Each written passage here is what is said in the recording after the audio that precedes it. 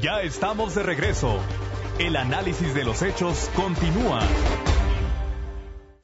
Existe una duda que es necesario aclarar. ¿Por qué si Vicente Fox y Felipe Calderón se abrieron, al menos en teoría, a que las ideas fueran expresadas con toda libertad a través de los medios de comunicación, nunca, como en los últimos tiempos, tantos periodistas han perdido la vida en el ejercicio de su profesión? Obvio es que las víctimas no se le pueden achacar al gobierno federal, pero es en el contexto de la apertura oficial, incluso a la crítica como nunca la hubo antes, cuando trabajadores de la comunicación han perdido la vida. Ya lo dije antes, la responsabilidad directa por la muerte de los periodistas no está en el gobierno, pero ¿qué ha hecho este para evitar la muerte, para perseguir a los culpables, para ofrecer garantías mayores y defender uno de los oficios necesarios en toda sociedad democrática, la comunicación? Las cuentas no son favorables para los distintos niveles de autoridad. Germán Linden nos habla de la contradicción, la muerte que se ha ensañado cuando la libertad para decir todo lo que se piensa se convirtió en una posibilidad.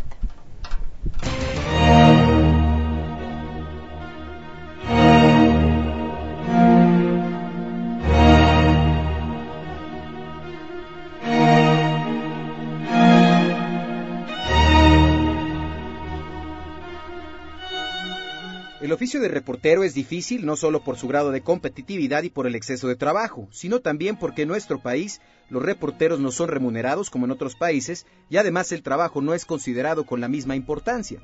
Si a estos elementos le sumamos que en los últimos años los reporteros y fotógrafos han sufrido atentados, amenazas, además de que el crimen y el oficio han cobrado hasta muertes, el oficio de reporteros es pues uno de los trabajos más peligrosos de hoy en día en nuestro país y el mundo.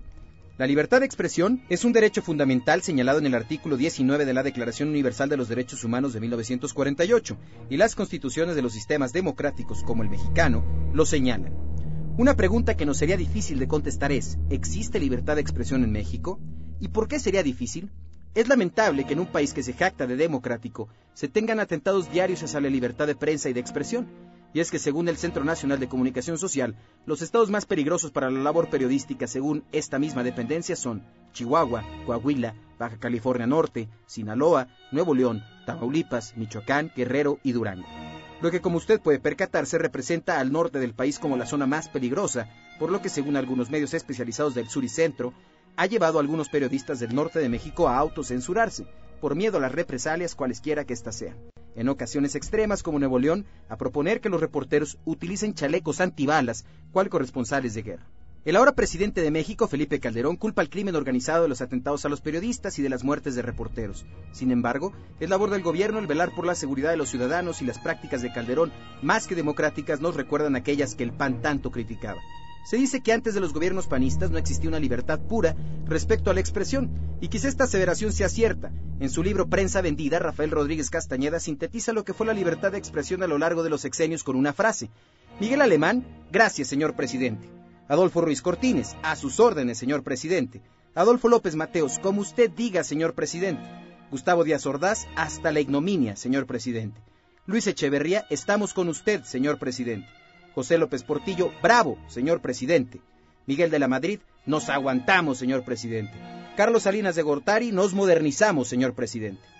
Hasta el sexenio de Zedillo, el Día de la Libertad de Prensa fue un acto de servilismo al presidente, que se replicaba en los estados con los gobernadores.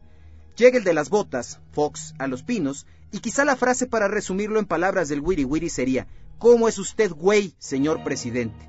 Y no habría por qué preocuparse de represalias, ya que Fox declaró una apertura mediática y una libertad de expresión que para muchos solo restó importancia y respeto a la figura presidencial, mientras que para otros fue producto de negocio en las imitaciones, cartones y sátiras. Para los estudiosos, fue un aplauso hacia un presidente moderno y, entre comillas, pensante. ¿Existe pues esa libre expresión o es simple cortina de humo y una excusa más para sentirse el buen partido? ¿Con qué frase resumiríamos lo que va del gobierno de Calderón? Hoy enfrentamos múltiples crisis y la principal quizá no sea en la libertad de expresión ni tampoco en seguridad pública. La principal crisis y el principal crítico de Calderón no se encuentra en los periódicos ni en la televisión o el radio, sino en los bolsillos vacíos de millones de mexicanos.